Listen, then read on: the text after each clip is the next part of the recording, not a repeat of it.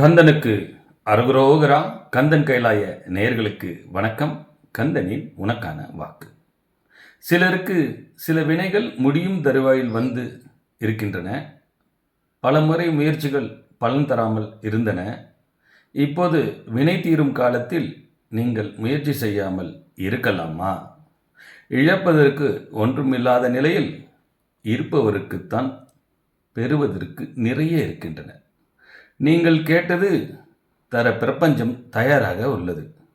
இனி கேட்பதை சரியாக கேளுங்கள். எதை கேட்டாலும் அது கிடைக்கும் என்ற நம்பிக்கையில் கேளுங்கள். முடிந்தவரை நல்ல விஷயங்களை கேளுங்கள். உங்களுக்கு தீமையான ஒன்றை அடம்பிடித்து பெற முயற்சிக்காதீர்கள். தினமும் மறக்காமல் தீபம் ஏற்றுங்கள். அப்போது அமர்ந்து தியானம் எனக்கு கிடைக்கும் என்று நம்பிக்கை வார்த்தைகளை பதிவிடு.